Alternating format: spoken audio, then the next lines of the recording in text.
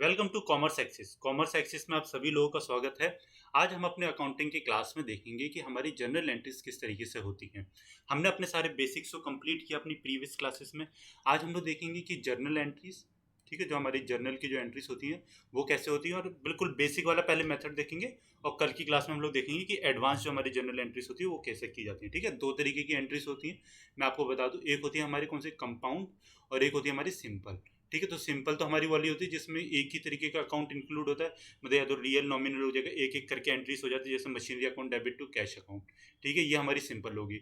तो हमारी compound entry कैसी होती है? कंपाउंड एंट्री में क्या होता है कि इसमें तीन या चार या फिर उससे ज़्यादा भी अकाउंट्स हमारे इन्वॉल्व हो सकते हैं। ठीक है, किस तरीके से कि चलो मैं आपको जो आगे बताऊंगा तो करवाता हूँ इसको। ठीक है, बाकी आप हमारे चैनल पर नए हैं तो मैं आपको बता दूं कि हम लोगों ने अपने चैनल पे अकाउंट्स, हाँ, यूपीपीसीएल के लिए जो अभी नई जो वैकेंसीज आई हैं उनके लिए, उसके न्यू सिलेबस के अकॉर्डिंग अकाउंट्स एंड इंग्लिश के लिए फ्री बैच लॉन्च किया हुआ है यूट्यूब पे। ठीक है, आप लोग हमारे चैनल को सब्सक्राइब कर सकते हैं और बिल्कुल यहाँ पे आप लोग हमारे चैनल से फ्री वीडियोज़ को ले सकते हैं। ठीक है, सब्सक्राइब जरूर करना। तो चलो, ये हमारे कुछ प्रीवियस क्वेश्चंस हैं जो कि मैंने आपको दिए थे प्रैक्टिस के लिए। तो उसमें क्वेश्चन नंबर 1 हमारा था, वो था जो ये हमारी लास्ट वाली क्लास का है। ठीक है, जो हमने कल जो रात को डाली थी उसका। When a transaction has not been recorded in the books of account either wholly और partially, such errors are called. जब कोई लेन देन खाते की किताबों में पूरी या आंशिक रूप से दर्ज नहीं किया गया है तो ऐसी त्रुटियों को फिल इन द ब्लैंक से कहा जाता है। तो इसका जो करेक्ट जो आंसर था वो एरर ऑफ ओमिशन था। एरर ऑफ ओमिशन का मतलब होता है कि कभी भी हम अगर किसी भी चीज़ को लिखना भूलें, मतलब उसको ओमिट कर दें, ठीक है, तो वो हमारा एरर ऑफ ओमिशन में जाता है। फिर हमारे क्या आते हैं, the liabilities of an auditor can be. तो liabilities of an auditor can be, ये बहुत ज़्यादा इंपॉर्टेंट क्वेश्चन है क्योंकि ऑडिटिंग आपके लिए अलग से एक सिलेबस में दिया गया है इसी में, ऑडिटिंग एंड आईटी। ठीक है, तो मैं इसके लिए क्वेश्चन डाला भी है।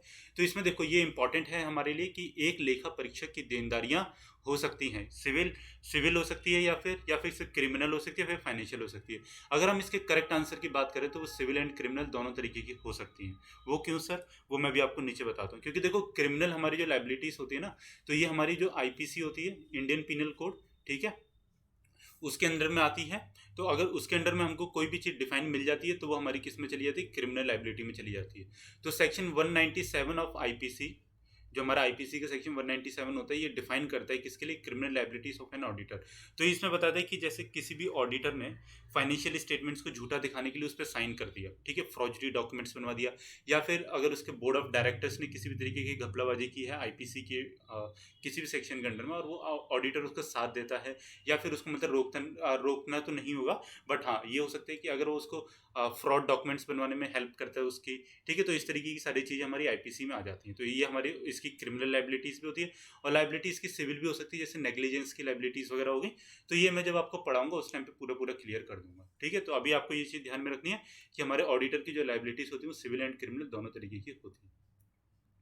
फिर मैंने एक तीसरा क्वेश्चन दिया कि section 140 of the companies act 2013 deals with, company अधिनियम 2013 का धारा 140 से किससे संबंधित है? ठीक है, फिल इन द ब्लैंक्स था, आपको इसको फिल करना था। अपॉइंटमेंट ऑफ एन ऑडिटर नहीं था, रेम्युनरेशन ऑफ एन ऑडिटर भी नहीं था। इसका जो करेक्ट आंसर था वो था रिमूवल ऑफ एन ऑडिटर।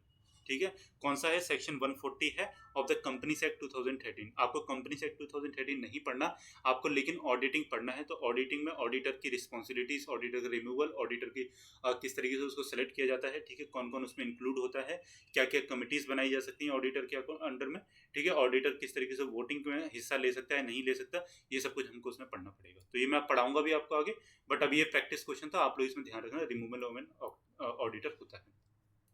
तो section 140 of the companies act 2013 किस किस चीज को और भी डिफाइन करता है?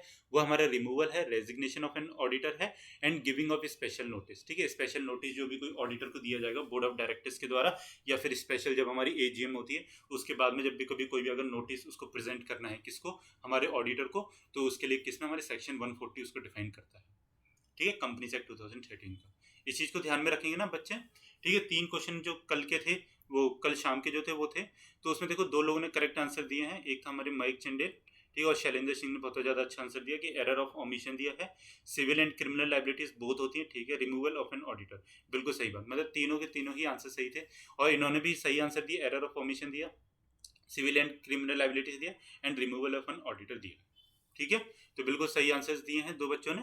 बाकी आप लोग भी इस तरीके से पार्टिसिपेट नीचे कर सकते हो कि यार इसमें जितने में क्वेश्चंस पूछूं, तो इससे क्या होता है कि आप लोगों की प्रैक्टिस बनती है, और अगर क्वेश्चन कभी आ गया तो आप लोगों को ध्यान में रहेगा, अच्छा हाँ ये वाला क्वेश्चन मैंने किया था, तो अब यह क्वेश्चन मेरा इसका आंसर ये हो। फिर हमारा क्या था, the minimum exceptional limit of income is for, हमने असेसमेंट ईयर 2021-22 के लिए पूछा था, तो इसके लिए बिल्कुल सही आंसर ये था 2.5 लाख रुपए। ठीक है, 2.50 लाख, ये तो खैर मैंने आपको पढ़ाई भी था लास्ट वाली इनकम टैक्स जो स्लैब दिखाया था उसमें। तो 2 लाख मतलब 0 से लेके 2.5 लाख तक कोई भी इनकम टैक्स नहीं लगता, इसको नील हम लोग कहते हैं।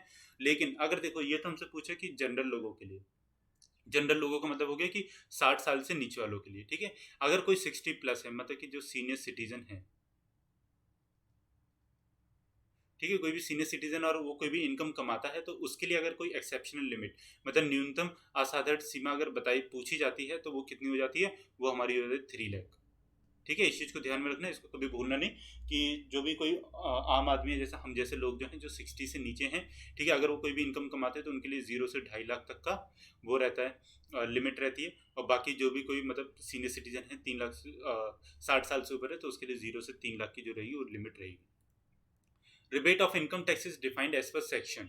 ठीक है, रिबेट जो हमको मिलता है इनकम टैक्स में, वो कौन सा सेक्शन में डिफाइन किया जाता है, तो वो है हमारा 87A। ठीक है, 87A में हमारा इनकम टैक्स के अंदर रिबेट मिलता है, और ये रिबेट जो रहता है हमारा, ये कितना रहता है, 12,500 रुपये रहता है, किस पे, हमारे इनकम टैक्स के ऊपर। ठीक है, इस चीज़ को नोट डाउन कर लो, बहुत ज़्यादा इंपॉर्टेंट है, क्वेश्चन में पूछी जा सकती है। तो इसमें दो लोगों ने करेक्ट आंसर दिया था, बिल्कुल सही बात थी, कि एक तो एम जायद ने दिया था क्या, ए 2.5 लाख, तो इन्होंने दूसरा आंसर नहीं दिया, बट ये आंसर सही था कि 2.5 लाख रुपए इसकी जो होती है वो लिमिट होती है। ठीक है, 0 से 2.5 लाख। एंड बाकी हमारे रिया यादव ने कमेंट दिया था कि 87A। ठीक है, 87A बिल्कुल करेक्ट आंसर है, क्योंकि ये हमारा जो है रिबेट कितना, 12,500 रुपये अभी अभी बताया आपको, और 2.5 लाख रुपीज़ जो होती है, 0 से 2.5 लाख का स्लैब जो होता है, इसमें हमारा नील जो होता है वो लगता है इनकम टैक्स। ठीक है, क्वेश्चन क्लियर हो गए। चलो अब अपनी क्लास को स्टार्ट करते हैं। तो देखो, हम लोग कभी भी अपनी जर्नल एंट्री को स्टार्ट करते हैं, तो ऐसा कभी नहीं होता कि जर्नल एंट्री जो होती है वो डायरेक्ट ही जर्नल एंट्री रिकॉर्ड करने स्टार्ट कर देते हैं। उससे पहले एक चीज जो आती है हमारी, वो आती है वाउचर्स। ठीक है, सबसे पहले हमारे आते हैं वाउचर। ठीक है, वाउचर को देख के ही जर्नल एंट्रीज बनाई जाती हैं, और फिर जर्नल के बाद में फिर उसको लेजर में पोस्ट किया जाता है। ठीक है, तो थोड़ा इस तरीके का हमारा सीक्वेंस रहता है, वाउचर, जनरल, लेजर, और आगे का रहता है जैसे ट्रेडिंग अकाउंट में करते हैं, फिर उसके बाद हम लोग बैलेंस शीट में डालते हैं अपना बचा हुआ अकाउंट। हाँ, फिर बैलेंस शीट से हम लोग कैश फ्लो स्टेटमेंट, मतलब वो चीज़ तो चलो बड़ी होगी, बट यहीं पे पहले जब हम लोग अपने जनरल की बात करते हैं, तो हम लोग डायरेक्ट जनरल पे ना कूद करके पहले वाउचर एक बार देख लेते हैं। छोटा सा टॉपिक है वाउचर। ठीक है, मैं डीप में नहीं जाऊँगा क्योंकि सिलेबस में है नहीं, बट हाँ, कभी भी अगर आपसे सीक्वेंस पूछ लिएगा एग्जाम में कि सबसे पहले क्या आता है, तो सबसे पहले हमारे हमेशा वाउचर्स आते हैं। वाउचर्स आपने देखे भी होंगे। वाउचर्स को हम लोग कहते हैं, जैसे कि कैश मेमो वगैरह, जो आपको दुकान वाला बिल जो देता है ना, वो हमारे वाउचर्स होते हैं। तो वाउचर्स को देख देख के फिर एंट्रीज की जाती हैं अपने उसमें जनरल अकाउंट में। ठीक है, आजकल के टाइम पे हालांकि मैं आपको बता दूं कि जनरल एंट्री का इतना ज़्यादा महत्व नहीं रह गया है। आजकल क्या होता है ना कि इतने ज़्यादा सॉफ्टवेयर एडवांस में आ गए हैं कि आप लोग उसमें डालते हो सेल्स, ठीक है, 10,000 रुपीज़ की, तो वो अपने आप ही एंट्री उसमें कर देता है। तो वो एंट्री उसमें कर देगा, cash account to sales account. ठीक है, तो लेकिन अब सिलेबस में है तो पढ़ना है। ठीक है, कुछ भी छोड़ना नहीं। अब वाउचर को देखो, एक और चीज़ कही जाती है, उसको हम लोग कहते हैं सोर्स डॉक्यूमेंट्स। ठीक है, तो इस चीज़ को नोट डाउन कर लेना, कभी क्वेश्चन में पूछ लिया जाए what which of the following is the source documents, और इसमें आपको वाउचर्स, जनरल एंट्रीज, लेजर दे दिया जाए, तो आपको उसमें वाउचर चूज करना है। अब voucher is a document use by companies account payable department. ठीक है, पेबल डिपार्टमेंट के बाद द्वारा यूज किया जाता है, containing the supporting documents for an invoice. आपके किसी भी चीज का जो इनवॉइस होगा उसका क्या ये सपोर्टिंग डॉक्यूमेंट होता है, क्या, हमारा वाउचर जो होता है। अब voucher is essentially the backup documents. ठीक है, क्या होता है हमारा, ये बैकअप डॉक्यूमेंट्स होता है for accounts payable which are bills owed by companies to vendors and suppliers. ठीक है, वाउचर एक दस्तावेज है जिसका उपयोग कंपनी के खाता के देय विभाग द्वारा किया जाता है। ठीक है, देय विभाग मतलब कि हमारा पेबल जो डिपार्टमेंट है उसके द्वारा किया जाता है, जिसमें चालान के लिए सहायक दस्तावेज होते हैं। ठीक है, किसके लिए चालान के लिए सहायक दस्तावेज होते हैं, वाउचर अनिवार्य रूप से देय खातों के लिए बैकअप दस्तावेज है, जो कंपनियों द्वारा विक्रेताओं, आपूर्तिकर्ताओं के लिए बकाया बिल है। ठीक है, ये चीज़ हमारी वाउचर होती है। तो वाउचर कुछ ज़्यादा बड़ा होता नहीं। वाउचर के देखो, अगर आप एग्जांपल देखोगे तो क्या होते हैं, कैश मेमो होते हैं। अगर आप किसी भी दुकान से कोई सामान लेके आओगे तो आपने इसमें कई बार देखा होगा कि कैश मेमो आपको दे दिया जाता है। ठीक है, इनवॉइस या फिर जिसको हम बिल भी कहते हैं कई बार, वो भी चीज़ हमारे वाउचर में ही काउंट होती है। ठीक है, रिसिप्ट हो गई, किसी भी चीज़ की आपको रिसिप्ट अगर दे दी जाती है, पेज स्लिप हो गई। ठीक है, तो ये सारी की सारी हमारी किस में आती है, सारी की सारी मेरी वाउचर्स में आती हैं।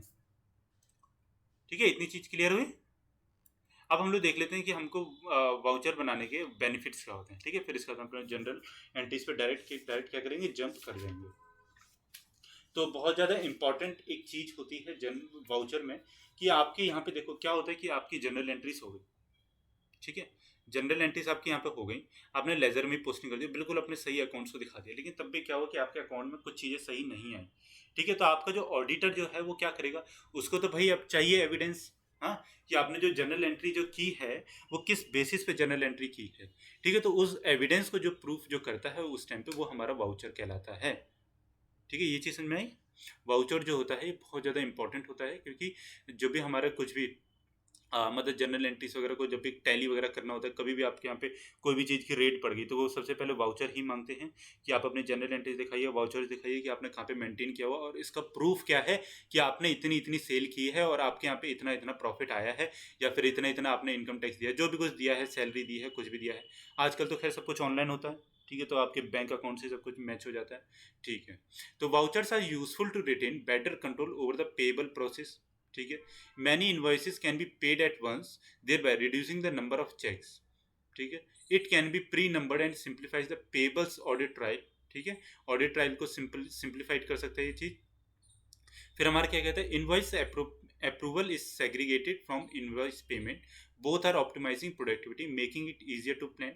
Collection of invoices shall be made by the cashier who shall report to the treasurer. ठीक है, तो कुछ हमारे बेनिफिट्स हैं किसके, वाउचर्स के, जो कि हमको पढ़ने होते हैं और मतलब देखने होते हैं कब, हमारी कभी भी अकाउंटिंग प्रोसेस में बहुत ज़्यादा इंपॉर्टेंट ये रोल प्ले करता है हमारा वाउचर्स, क्योंकि वाउचर्स ही इसका सबसे पहला बेस होता है किसका, हमारी जनरल एंट्रीज का या फिर हमारे लेजर्स का। तो चलो अब अपने जनरल एंट्रीज पे चलें। तो देखो, जनरल एंट्रीज में दो चीज़ आती है, एक हमारे जनरल होता है, एक हमारे लेजर होता है। ठीक है, हालांकि लेजर हमारा अलग होता है, जनरल एंट्रीज में नहीं आता, बट हम दोनों को एक ही साथ पढ़ लेंगे। तो जनरल एंट्री, सबसे पहले अगर हम जनरल एंट्री की बात करें तो वाउचर के बाद में जो सबसे पहला जो स्टेप आता है वो आता है हमारा जनरल एंट्री। जनरल एंट्री को हम लोग बुक ऑफ ओरिजिनल एंट्री भी कहते हैं, और लेजर को हम लोग क्या कहते हैं, प्रिंसिपल एंट्री भी कहते हैं। ठीक है, इस चीज़ को लिख लेना। और वाउचर को अपने सोर्स डॉक्यूमेंट या सोर्स एंट्री भी कहते हैं। ठीक है, तीन चीज़ें बता दी मैंने अभी आपको। क्वेश्चन में कभी पूछ लिया जाएगा ना तो आप लोग कर देना इसको। ठीक है, छोड़ के नहीं आना। और यहाँ से ध्यान रखना, अ general entry is the first step and N essential function of the accounting process. हमारी जनरल एंट्री जो होती है वो फर्स्ट स्टेप होती है, और एक सबसे ज़्यादा इसेंशियल जो फंक्शन होता है अगर किसी भी अकाउंटिंग प्रोसेस का, तो वो जनरल एंट्री ही होती है। बेसिक होता है मतलब जनरल एंट्री ना, ये तो आप लोग जानते हो। The general ledger is the foundation of financial reporting because it is used to create a company financial statement। ये हमारी कंपनीज की जो फाइनेंशियल स्टेटमेंट जो होती है उसको क्रिएट करने के लिए मतलब यूज़ किया जाता है।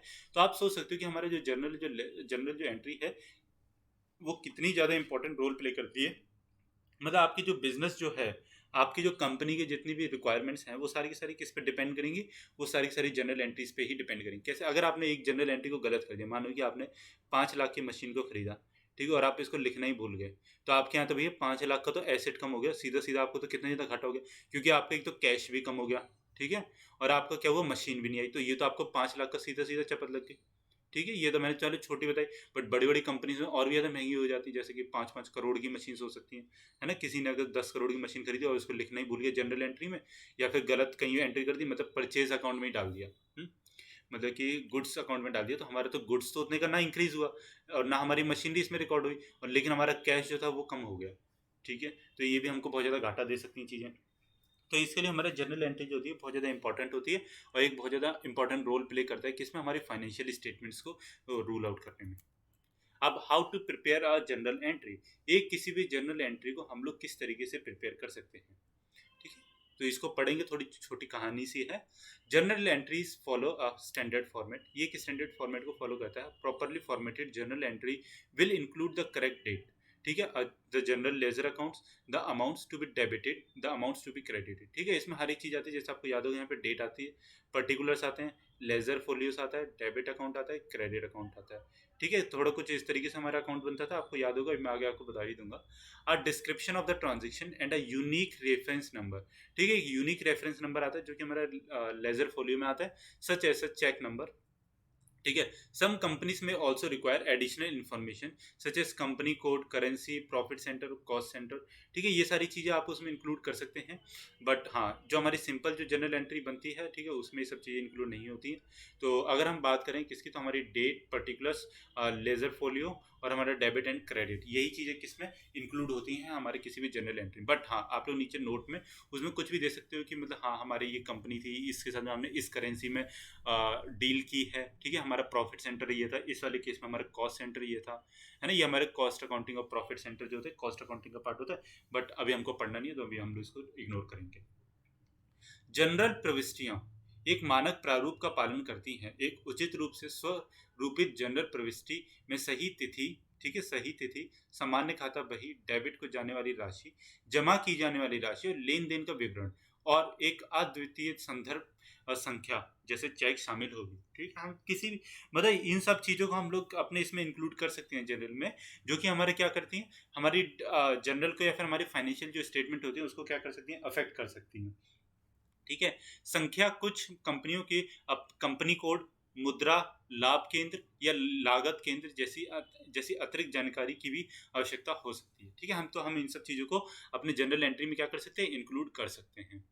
अब एक जनरल एंट्री का छोटा सा फॉर्मेट देखेंगे कि जनरल एंट्री होती क्या है। तो देखो, जनरल एंट्री का हमारा ये वाला फॉर्मेट होता है, जो आप सभी लोग अच्छी तरीके से मतलब इस चीज़ से तो वाकिफ होंगे कि यहाँ पे हमारी डेट डाली जाती है। जैसे मानो कि 1 अप्रैल को हमने क्या किया, कोई मशीनरी खरीदी। ठीक है, तो प्लांट था, मानो कि ABCD उसका नाम था, प्लांट का नाम। तो ABCD मशीनरी अकाउंट, डेबिट मानो कि 5 लाख का खरीदा। ठीक है, तो यहाँ पे 5 लाख और यहाँ पे 5 लाख, टू कैश अकाउंट। हाँ, अब हमारे लेजर फोलियो, लेजर फोलियो होता है कि हमने किस लेजर में उस टाइम पे इसकी एंट्री डाली होगी।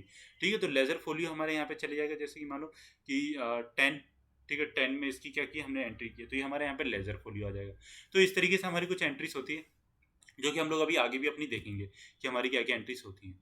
अब हम लोग इसमें मैंने आपको लिए एंट्री निकाल के रखी हुई है, बाकी मैं ऊपर कई बार आपको पहले रिवीजन करवा दूँ जल्दी से, फिर हम लोग अपनी एंट्रीज पे करेंगे। ठीक है, तो सबसे पहले मैंने आपको बताया था वाउचर। तो वाउचर क्या होता है, हमारा वाउचर हमारा सोर्स डॉक्यूमेंट होता है। ठीक है, इस चीज़ को आप लोग नोट डाउन कर लो। ऊपर में मैंने आपको बताया था ऊपर का मतलब क्या होता है। ठीक है, जो बच्चे नए हैं उनको बता दो कि ये जैसे हमारा पेज होता है, तो इसके ऊपर यहाँ पे जो चीज़ नोट डाउन करने के लिए बोली जाए उसको यहाँ पे नोट डाउन कर लो। बाकी आप लोग इसमें से तो सबको नोट डाउन करोगे। इंपॉर्टेंट मैं कुछ भी बोलता हूँ तो उसको यहाँ पर नोट डाउन करना है। ठीक है, ये हमारा इंपॉर्टेंट है। It is also known as source documents, voucher. Voucher हमारा फर्स्ट एविडेंस होता है, सपोर्टिंग डॉक्यूमेंट्स होता है हमारी जनरल एंट्री के लिए। At the time of auditing इसका हम लोग इस्तेमाल किया जाता है। ठीक है, फिर हमारे क्या होता है, इसके बेनिफिट्स कुछ होते हैं जो कि मैंने आपको बता दिया कि हमारे ऑडिटिंग में ध्यान देगा। हमारे कोई भी अगर हमारा कुछ भी मिसिंग हो जाता है, हमारी एंट्री मिसमैच कर रही है, तो उस टाइम पे हम लोग अपने जनरल एंट्री के टाइम पे इसको मतलब लेके आ सकते हैं कि हाँ भाई देखो, ये चीज़ यहाँ पे ऐसी थी और इसकी वजह से हमारी वाली एंट्री गलत हो रही है। ठीक है, तो बहुत सारे ऐसे रीजन होते हैं जिसकी वजह से हम लोग इसको वाउचर्स को यूज़ करते हैं। हम लोग जनरल एंट्री को क्या कहते हैं, इसको भी ऊपर नोट डाउन कर लो। Book of original entry, ledger को हम लोग कहते हैं प्रिंसिपल एंट्री। ठीक है, दोनों चीजें इंपॉर्टेंट हैं। फर्स्ट स्टेप जो होता है हमारी अकाउंटिंग प्रोसेस का, वो हमारा स्टार्ट हो जाता है जनरल के साथ में, जनरल एंट्री के साथ में। जनरल एंट्री से ही हमारी फाइनेंशियल स्टेटमेंट बनती है। ठीक है, तो इसके लिए हमको ये चीज़ बहुत ज़्यादा ध्यान में रखनी पड़ती है कि हमारी जो जनरल एंट्री है वो कभी भी गलत ना हो। और एक और चीज़ मैं आपको बता दूं कि जनरल एंट्री जो होती है हमेशा क्रोनोलॉजिकल ऑर्डर में होती है। तो क्रोनोलॉजिकल ऑर्डर का मतलब क्या होता है कि डेट वाइज। ठीक है, तो इसको हम लोग डेट वाइज एंट्रीज कहते हैं। तो ये हमारी डेट वाइज एंट्रीज होती है, मतलब कि जैसे जैसी जैसी एंट्री होती है वो इसमें रिकॉर्ड होती जाती है। ठीक है, और जब हम हमारी कोई प्रोसेस जो होती है ना किसकी, जर्नल एंट्री को रिकॉर्ड करने के लिए, तो उसको हम लोग जर्नलाइजिंग कहते हैं। वो इंपॉर्टेंट नहीं है, कोई बात नहीं, मैंने आपको बता दिया। अब how to prepare a journal entry, तो जर्नल एंट्री में क्या क्या चीज़ें इंक्लूड की जाती हैं, वो है हमारी डेट, पर्टिकुलर्स, लेजर फोलियो और हमारा डेबिट अमाउंट और हमारा क्रेडिट अमाउंट। ठीक है, यहाँ पे हमारा अमाउंट है, ये है, ये हमारा अमाउंट यहाँ पे रहता है।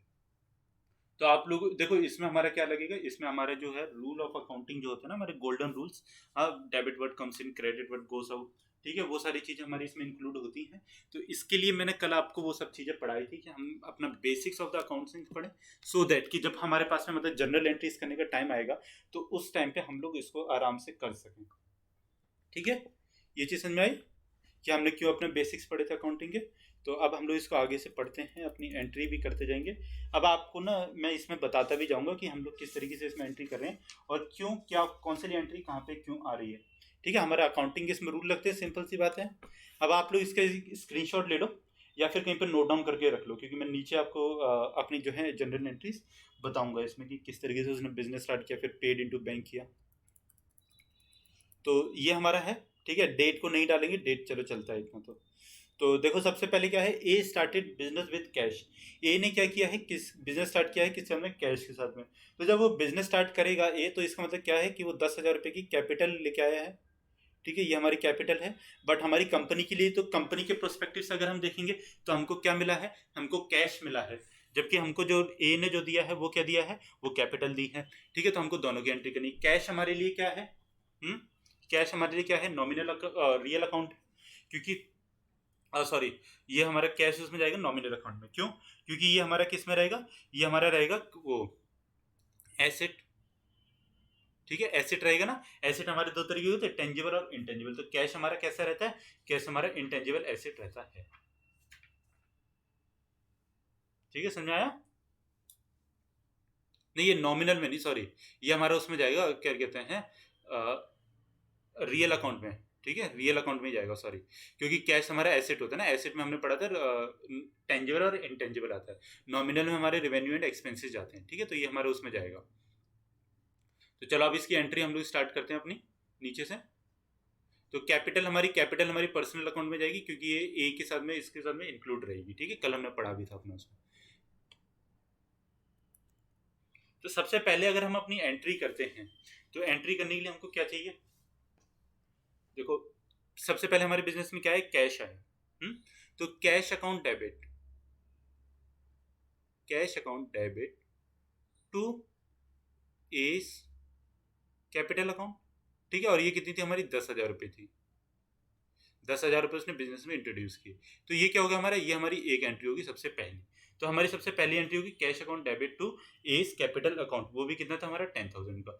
फिर उसने क्या किया है, फिर वो करता है पेड इनटू बैंक, ठीक है। पेड इनटू बैंक करता है। बैंक क्या है हमारा, एसेट है, ठीक है।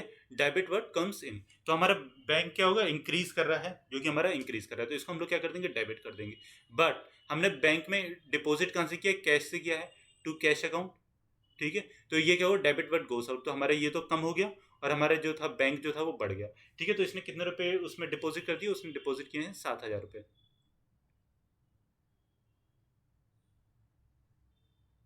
ठीक है। ये चीज समझ आती, कैश हमारा बढ़ा था कि यहाँ पे हमारी कैपिटल, मतलब कि हमारा जो था पर्सनल जो अकाउंट था वो बढ़ गया था, ठीक है। तो पर्सनल अकाउंट जो गिवर जो होगा वो क्या हो जाएगा, क्रेडिट हो जाएगा हमेशा। फिर उसके अंदर क्या था हमारा, फिर इसने क्या किया है आगे देखो, फिर ये करता है बॉट गुड्स फॉर कैश, ठीक है। अब ये करता है हमारा कि गुड्स को कैश में परचेज करता है। तो जब गुड्स को परचेज करेगा तो हमारी क्या हो जाएगी, परचेजेस इंक्रीज हो जाएंगी, ठीक है। Purchases account debit to cash account. अब कैश अकाउंट नीचे क्यों आए, क्योंकि कैश हमारा कम हो गया, ठीक है। तो इसने कितने का गुड्स परचेज किया है, यहाँ पे 500 रुपये का। छोटा बिजनेस कर रहा है, कोई बात नहीं, छोटा आदमी है भाई, करने दो उसको बिजनेस, ठीक है। 500 रुपये। फिर उसके अंदर क्या आता है, फिर इसने किया भैया कि do you cash from bank for office, ठीक है। इसने क्या किया, अपने बैंक अकाउंट से कुछ पैसा निकाल लिया। तो जब इसने अपने बैंक अकाउंट से पैसा निकाला और क्या किया, इसने अपने कैश में लेके आ गया, तो क्या होगा, हमारा कैश बढ़ेगा, ठीक है। कैश अकाउंट इंक्रीज किया, डेबिट टू बैंक अकाउंट। अब बैंक अकाउंट क्या किया, हमारा डाउन किया, तो ये हमारा कितना हो गया, कितना रुपए निकाला था इसने उससे, 100 रुपये, ठीक है। ये 100 ही है, 1000 नहीं है। अब ये हो गई हमारी एंट्रीज। अब इसके बाद में हम लोग अपनी नेक्स्ट वाली एंट्री करते हैं।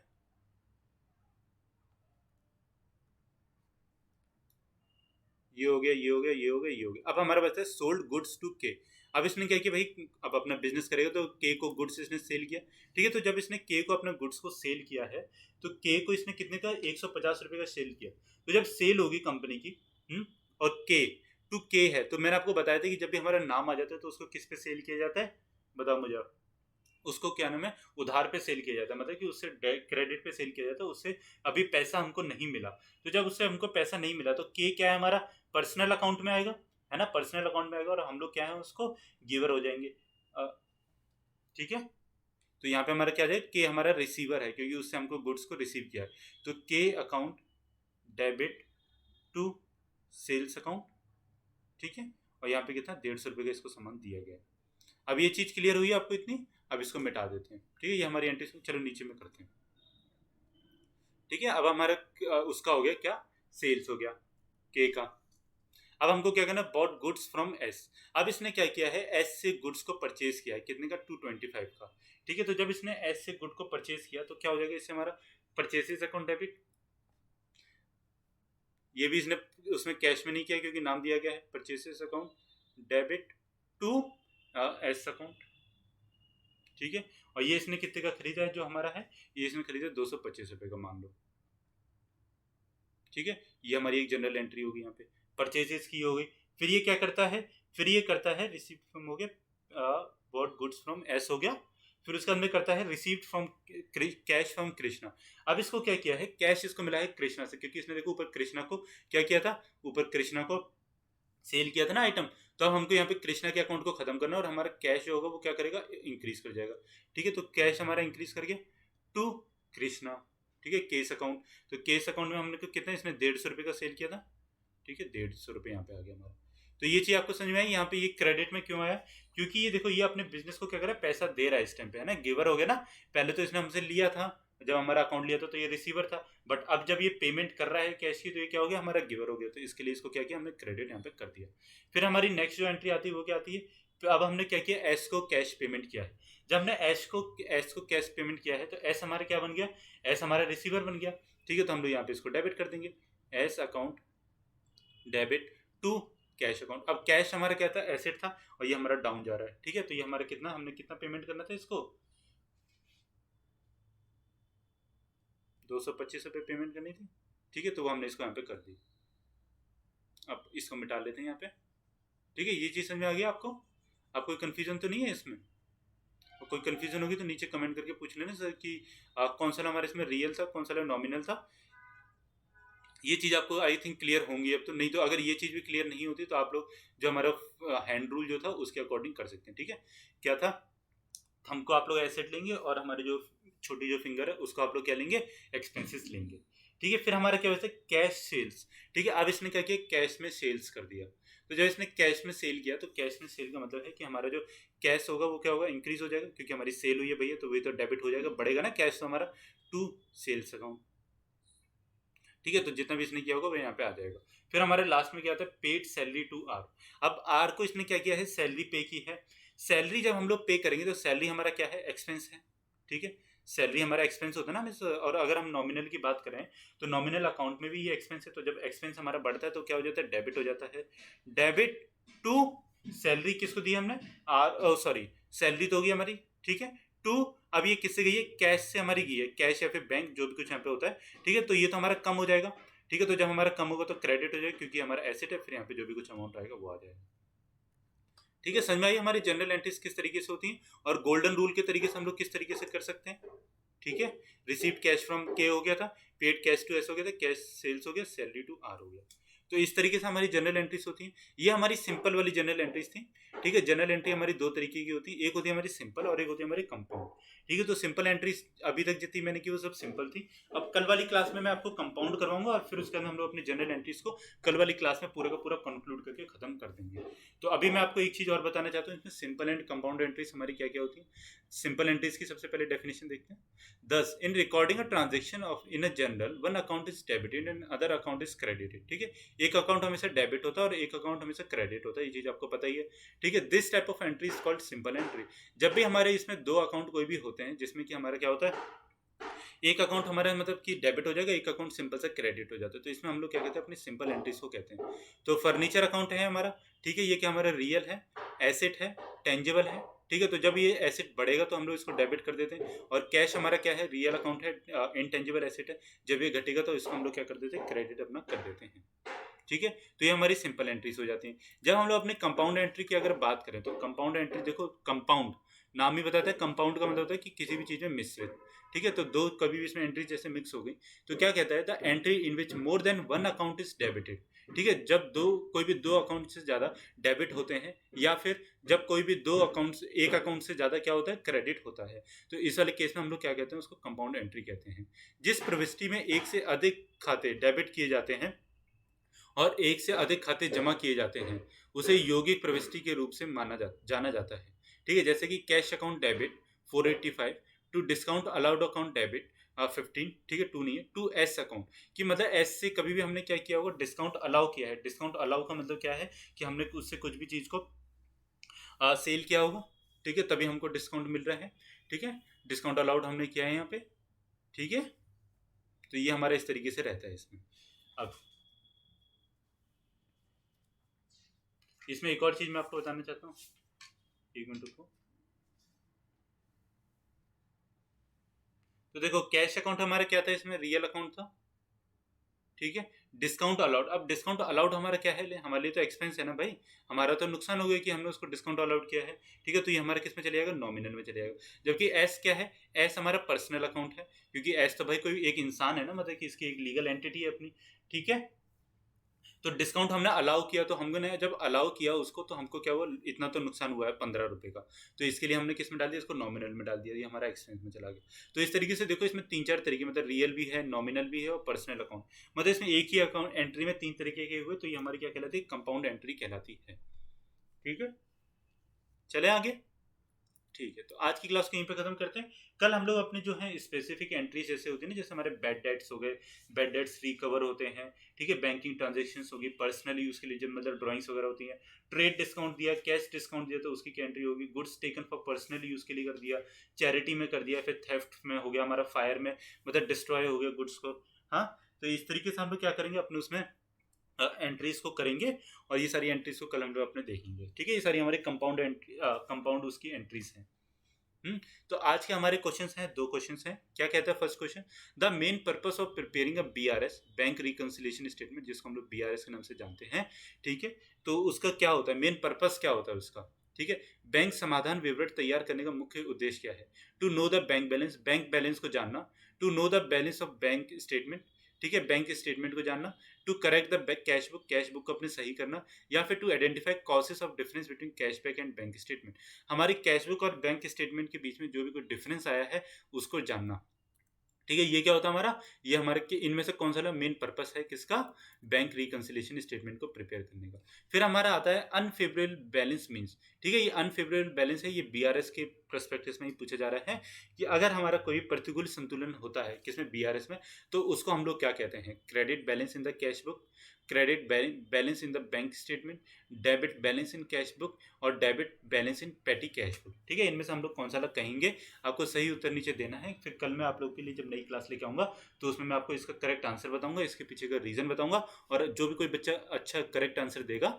ठीक है, उसका नाम भी कल बताऊंगा अपनी क्लास में, ठीक है। बाकी मैं आपको बता दूं कि हम लोगों ने अपने चैनल पे अकाउंटेंसी, ठीक है, किस चीज़ के लिए, यूपी पीसीएल के लिए अकाउंटेंसी एंड इंग्लिश का फ्री बैच लॉन्च किया हुआ है। तो आप लोग हमारे चैनल को सब्सक्राइब कर सकते हैं, हमारे वीडियोस को लाइक करके, दूसरे चीज़ों शेयर करके बता सकते हैं कॉमर्स एक्सेस आप लोग के लिए कितना फ्री में बैच दे रहा है, ठीक है, और एक भी पैसा आपसे चार्ज नहीं कर रहा। और आप लोग यार नीचे ना अच्छे कमेंट किया करो, कुछ बच्चे हैं जो इस तरह के कमेंट करते हैं जो अच्छे नहीं होते, ठीक है। हम लोग आप लोगों के लिए पढ़ा रहे हैं, हम लोग आप लोगों के लिए मेहनत कर रहे हैं, तो आप लोग भी हमारे साथ में मेहनत कीजिए, ठीक है। हम लोग आपके लिए डेली डेली क्लासेस लेके आएंगे। अब ऐसा नहीं है ना कि एक ही दिन में सारा का सारा कोर्स कंप्लीट करवा दिया जाए, नहीं, ऐसा तो नहीं हो सकता। और मैं अगर करवा भी दूँ, मैं तो चलो 12 घंटे आप लोगों के लिए बैठ जाऊँ, यहाँ पे पढ़ा दूँ, बट क्या आप लोग फिर वो 12 घंटे उस वाली क्लास को ले पाओगे?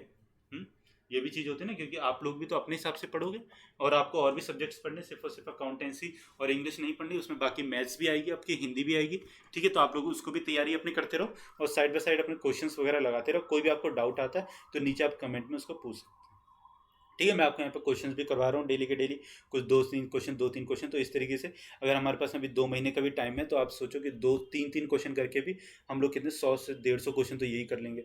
और बाकी के फिर मैं आपको टॉप 10 क्वेश्चन लेके आता हूँ प्रीवियस ईयर के भी, ठीक है, वो भी आप लोगों को समझाता भी हूँ, ठीक है।